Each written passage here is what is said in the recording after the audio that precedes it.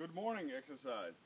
The good morning exercise is overloading the musculature in the posterior part of your leg, the back part of your leg, which extending your leg backward, predominantly the hamstring group. Now, it makes sense to do an exercise like this if you do a lot of activities which overloads sport activities which using a little bit more of your quadriceps. For example, long distance running. If you do a lot of that, it's a good idea in your training sessions to balance out with working a tiny bit more your hamstring muscles.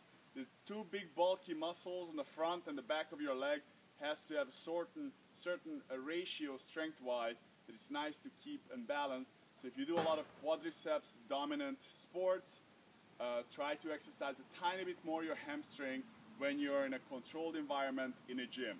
You can use any kind of weight, a log, a bar, whatever you have available for this one. The stance, generally talking, if you have a perfectly symmetric, well-balanced hamstring, I would say just keep your feet hip width. If your feet, generally talking, turns out whenever you stand around, you can see people sometimes walk with their feet turned out. For those people, I would recommend to turn the feet a little bit inward. So simultaneously with this exercise, you also gain a little bit of dynamic stretching. If you are one of those people who walk a little bit more like this with your feet inward, then it's a good idea maybe to turn your feet outward ever slight bit. I'm not talking about some crazy turn. It's just instead of straight, just have a slightly bit more turned out or turned in position. Okay? For the argument's sake, I'm going to keep my feet nice and parallel, just like if you would do if you had a perfectly balanced hamstring muscle. So, you imagine that you're saying good morning to someone, nice and tall, your knees slightly bent, and you're tilting forward. As you can tell, I'm predominantly doing this move from my hip joint. Going down, watch that your neck is not tilted up like this. A tiny bit of tilt upward is okay. Just watch that you don't become excessive with the tilt, especially when there is a bar in your neck. It's not the most comfortable on your cervical spine. And then you're coming back up. So it's really not a huge exercise. You're bending forward, slightly bent knee, very important. You're going back up. What you will find that your hamstring is the one that should stop you at the bottom of the range.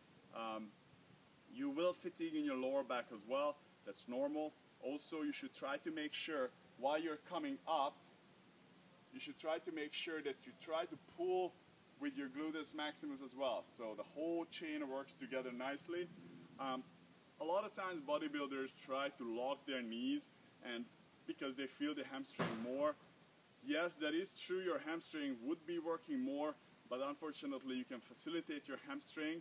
That means you're messing up your motor programs, to be exact, the exterior chain kinetic motor program, and your gluteus maximus and the muscles in your lower back and the hamstring have a certain firing order, and if you lock your knee, you're over-firing your hamstring and your gluteus maximus is not able to contract.